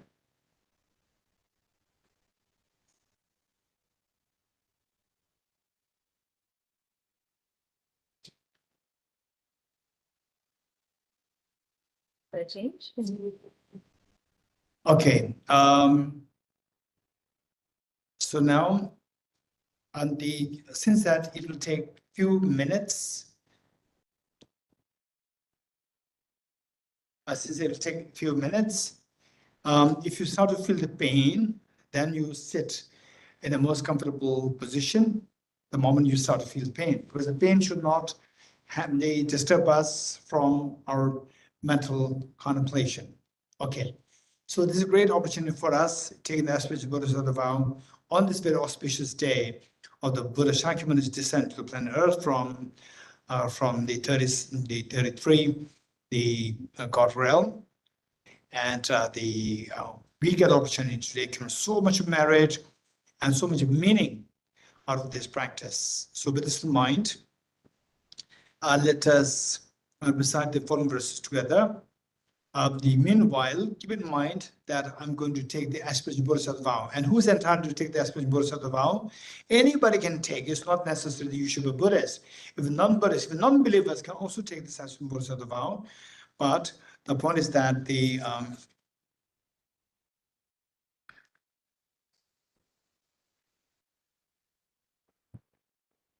okay. But the point is that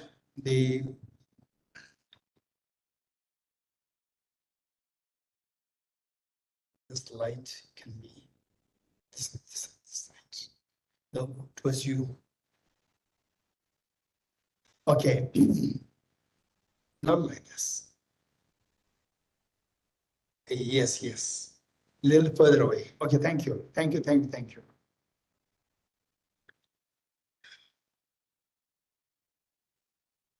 Okay.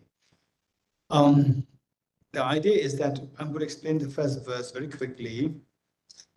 And the offline participants, which is on page 50, page 50, offline participants, page 50. And otherwise, screen share is also there. So if you start to feel the pain, please make sure that you sit comfortably. And the verse, the first verse is that we should have the goal. The goal is to awaken the potential within us. Amazing. The biggest, the greatest of the treasure in this world is not outside, it is within each one of us. And this is not a story, this is not a legend, this is not a theology, this is a reality. One thing is that we need to discover that and retrieve it. So, with this in mind, this is journey of retrieving your potential. And for this journey, since that we have never undertaken this journey before, this journey becomes a very important journey. As such, we require a great deal of support from the Triple Gem, Buddha, Dharma, and Sangha. So the first line says, "I go for refuge in the Triple Gem." Then this journey involves a road. If the road is blocked by the fallen trees and the boulders and so forth, again, the journey will not be successful. So the road should be cleared of the boulders. The road is none other than your own mind. Our mind must be cleared of all the mental obstacles like the negativities, anger, attachment, so forth, negative karmas, but to get rid of these. And best way by which to do so, which we already did in the past, is by regretting, by confessing the negativity. Second line says, I confess the negativities individually. And now the road is very clear, but if the car does not have fuel, again, you cannot undertake the journey. And the car is none other than your own mind. Your mind is a car which will travel to the state of awakening or Buddhahood. And this car should have the fuel of the merit accumulation and virtues. And how to do that at the maximum, the further the car moves, more the fuel required. So, and this, the more the virtues are required. And the best way by which to accumulate so much merit within a short span of time is by rejoicing in the virtues of others. So the third line says, I rejoice in the virtues of all the beings. Now the road is clear, and your car is enough fuel. What kind of journey I'm going to make? I'm going to make the journey of enlightenment, awakening my potential fully. So the last line said, I hold the breath of my heart. Okay, let's just recite this 3 times together wholeheartedly. I go for refuge to Triple Gem. I confess the negativities individually. I rejoice in the virtues of all the ways. I hold the precious Buddha in my heart. I go for refuge to Triple Gem. I confess the negativities individually. I rejoice in the virtues of all the ways. I hold the precious Buddha in my heart. I go for refuge to Triple Gem. I confess the negativities individually. I rejoice in the virtues of all the ways. I hold the precious Buddha in my heart. Now the next 2 verses is the, just imagine that you are surrounded by all your family members, your parents, your children, all sentient beings with you, and all the Buddhist Bodhisattvas are with us. And behind me, we have the Buddhist activity, so is the Dalai Lama photograph, with the Buddhist statue also there. And you also do the same thing. And that the initiates of humanity who actually succeeded in awakening this treasure. If you look at the history of humanity, we see that 2,500 years ago, there was one prince by the name of Siddhartha. And he succeeded in this awakening the full potential within and to save the whole world. And how did he do that? He did that with the 2 main factors. He created 2 factors. First one is he generated a very strong motivation of bodhicitta. May I become Buddha for the benefit of sentient beings. Then number 2, to materialize this aspiration, he engaged in the bodhisattva practices to actually make that happen. 6 perfections, 10 perfections, so forth. So likewise, the next verse says that I will also follow the suit. I will also follow the footsteps of this Prince Siddhartha. I will also create these 2 factors. I will generate a very strong desire to become Buddha for the benefit of sentient beings. And to materialize this aspiration, I will also engage in the bodhisattva practices. Okay, so with this in mind, let's recite the 4 verses together and wholeheartedly. Gurus, Buddhas, and Bodhisattvas, peace be here to me. Just as the previous Buddhas have generated the mind of Bodhicitta, and just as they successfully dwell in the Bodhisattva practices, likewise for the benefit of all sentient beings, I will generate the mind of Bodhicitta, and likewise shall to successfully train the Bodhisattva practices. Gurus, Buddhas, and Bodhisattvas, please be here to me. just as previous Buddhas have generated the Lha Bab Düchen, and just as they successfully dwell in the Buddhist practices, likewise for the benefit of all sentient beings, I will generate the Lha Bab Düchen, and likewise shall two successful train the Buddhist practices. Gurus, Buddhas, and Bodhisattvas, please be here to me. Just as previous Buddhas have generated Lha Bab Düchen, and just as they successfully dwell in the Buddhist practices, likewise for the benefit of all sentient beings, I will generate the Lha Bab Düchen, and likewise shall two successful train the Buddhist practices. Feel the joy of having received that spirit Bodhisattva vow. This is amazing. So today, on this auspicious day, on the sacred day, you generate Bodhicitta for the benefit of yourself, for the benefit of all sentient beings, by awakening the potential within yourself. Within yourself. Just imagine that they say you as a little girl, age 4 or 5, or a little boy, age 4 or 5, in your life, for the first time, you are making public appearance on behalf of your school.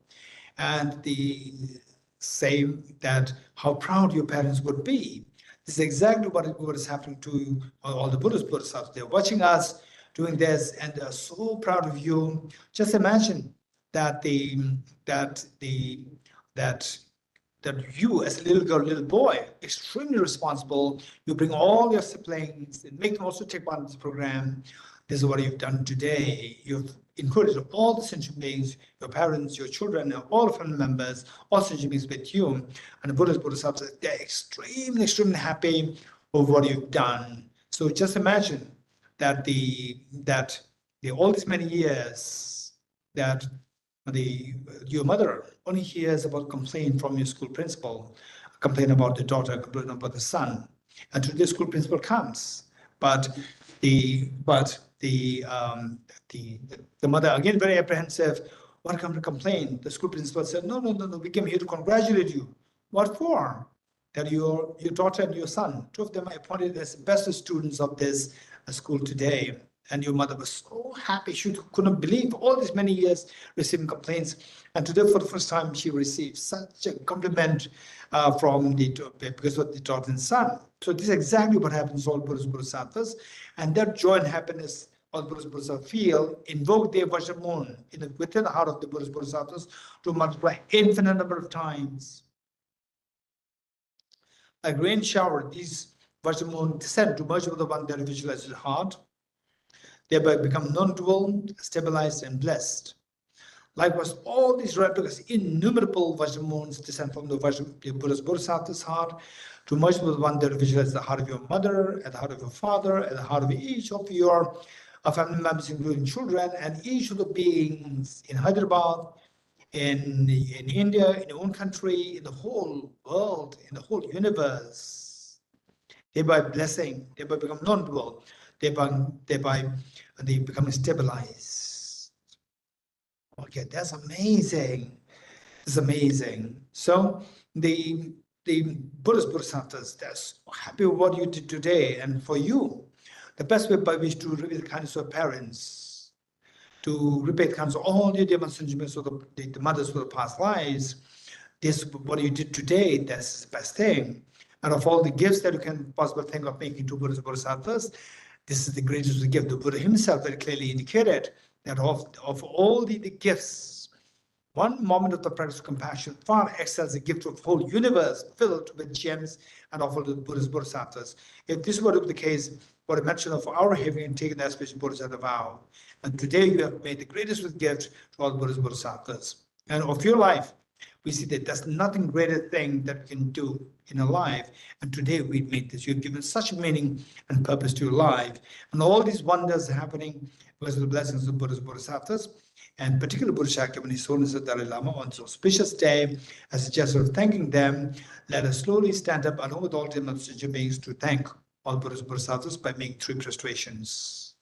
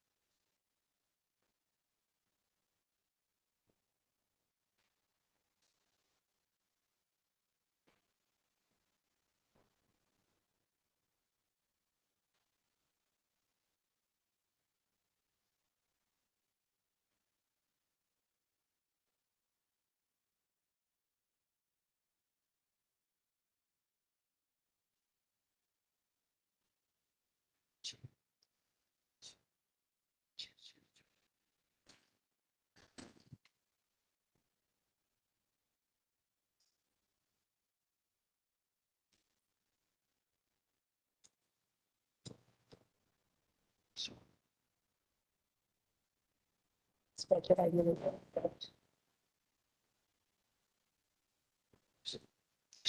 make 3 prostrations?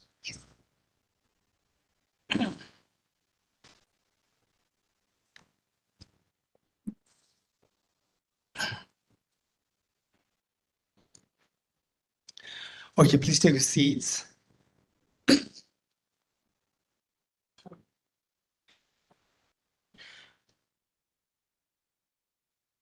I think it's now on page 52.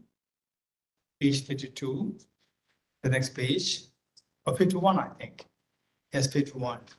Okay, we are now almost done.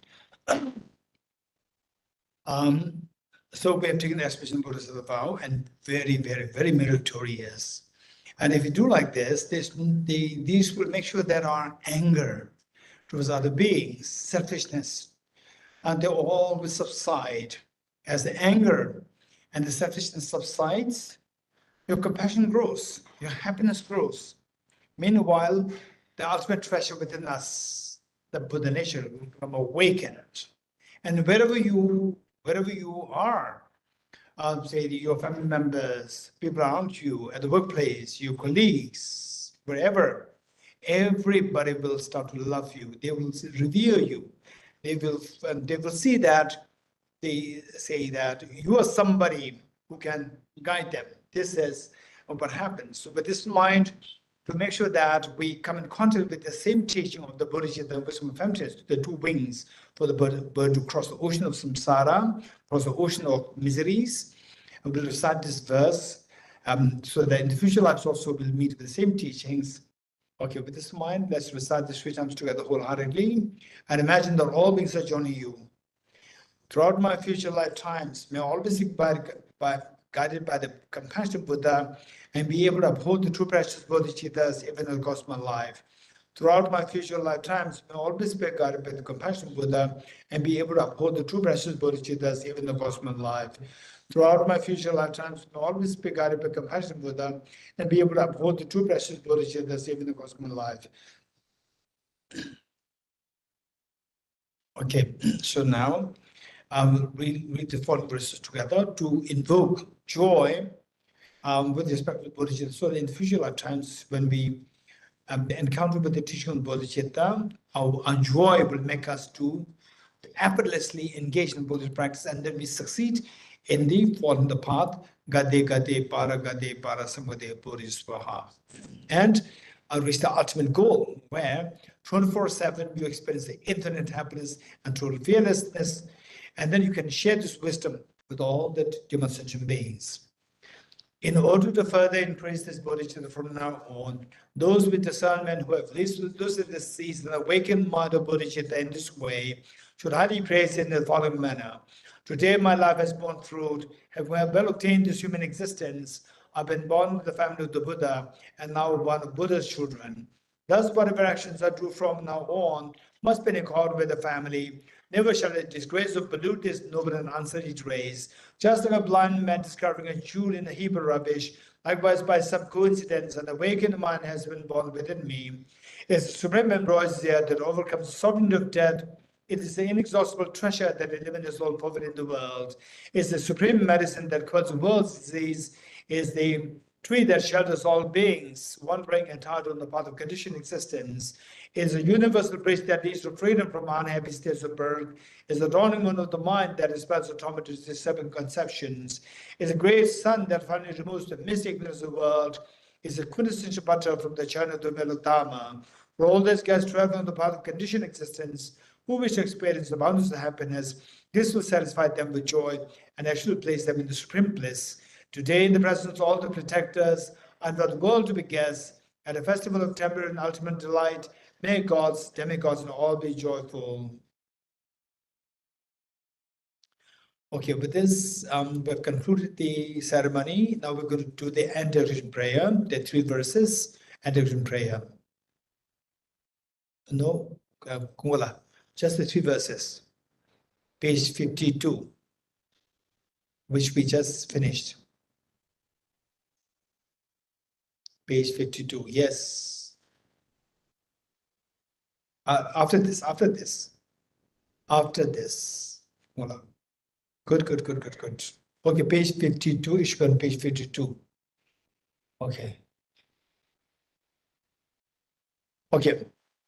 So as the great Tibetan masters, they always remind us to, whenever we engage in virtues, to think of two things, two activities, one at the outset, one at the end. At the outset, set a proper motivation. I'll not harm others. I'll try my best to help others, but of course with skillfulness, where people don't take advantage of your compassion. I'll be as compassionate with skillful compassion, as helpful to other people as possible. Talk something nice, gentle, and physically be gentle. Never ever be aggressive or harmful. And then so this is the message and the wisdom that I'll try to learn the wisdom as much as possible. Understand interdependency, how we all dependent on each other. Say no one religion is independent, no one gender is independent, no one country is independent. We're all dependent on each other. COVID-19 taught us that we're all dependent on each other. So with this mind, the wisdom to know the interdependency, cognitively to know that we're all interdependent, and effectively we embrace all sentient being, everyone else. If you're a bureaucrat, if you're a politician, or if you are a business, and they say the corporate person, and so in your own space as a director, manager, or CEO, whatever you're doing, say make sure that you don't cause trouble on other people. Try to make things easy for others, help others. This is the message of all the masters, and this will guarantee that your ultimate treasure of happiness within you will be awakened. Otherwise, we will have to suffer miserably in this life and in the future lives. So with this mind, let's pray that this teaching of the Buddha on compassion, on the basis of understanding interdependency, and the teaching of His Holiness the Dalai Lama, that the universal ethics, as this group here, they're headed by two of them, Miss Sneha and Miss Shrivani, and their families. So the universal ethics, as envisioned by His Holiness the Dalai Lama, as the ultimate solution to all the world chaos, world disasters, the competition, war competitions, the armed competitions, arm race, so forth. May all these be resolved. May all these dissolve, and the happiness in the world, the real peace in the world, dawns. And may that His Holiness the Dalai Lama, the true source of joy and happiness on this earth, the true advocate of peace for the world, may His Holiness have a long life, healthy life, and that His wishes be accomplished spontaneously. And let's also pray that all the beings practice compassion. All the beings practice compassion on the basic recognition that we all depend on each other, that everybody starts to embrace other beings rather than push others away from us. May the teaching compassion and teaching wisdom and gentleness flourish in amongst all sentient beings. May each one of you, through concerted effort and the practice of these two, may you soon see the dawn of the Bodhicitta and wisdom and gentleness within yourself, and that you become such reliable guide to all lead all divine sentient beings towards ultimate happiness. So with this mind, let's also dedicate that all the wars happening in the world, they subside, they are pacified as soon as possible. All the domestic tensions, domestic violence, border tensions happening everywhere dissolve. The famine and all these problems in the world dissolve, the illnesses dissolve, and that everybody enjoys good health, everybody enjoys the love and affection of each other. So with this mind, let's recite the following 3 verses together. I dedicate the merit thus gathered towards the realization, the deeds, and the prayers of Buddhas and the Bodhisattvas for 3 times, and to the upholding of the doctrine, scripture, and insight, when all lives through the force of this merit, never separate from the 4 wheels of the Mahayana vehicle, and accomplish all the stages of the path, renunciation, bodhicitta, perfect in the 2 stages. From my 2 collections, vast space that have amassed from working with effort in this practice for a great length of time, may I become the sheet-beating Buddha for all those whose minds wisdomized, blinded by ignorance. Okay, we'll recite the Harsul Mantra Sri Sam together before we enter prostrations to all the Buddhist Bodhisattvas. Deyata Om Gati Gati Paragati Parasamgati Bodhisvatyata Om Gati Gati Paragati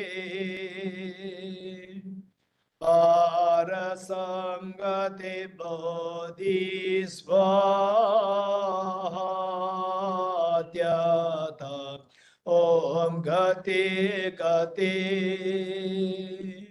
Paragati Parasamgati Bodhisvaha.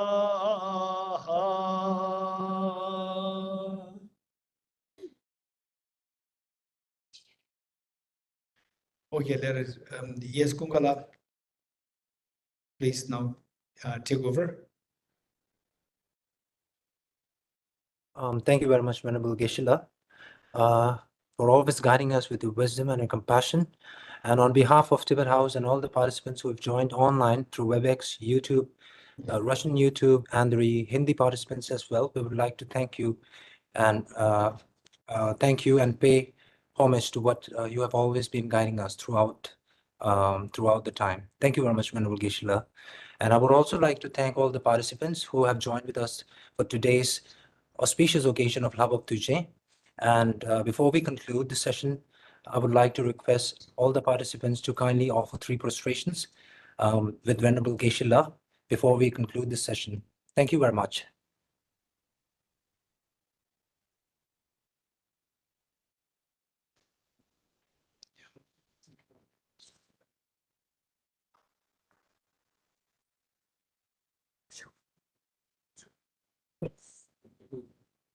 Just stick around.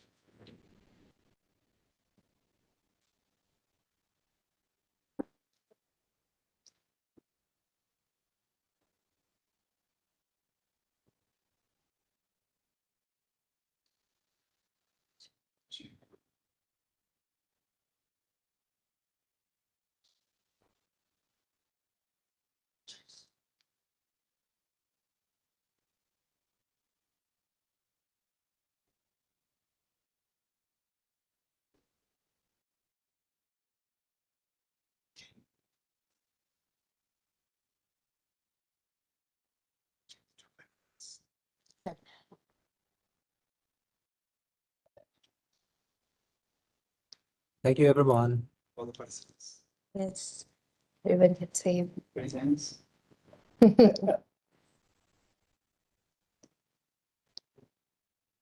you.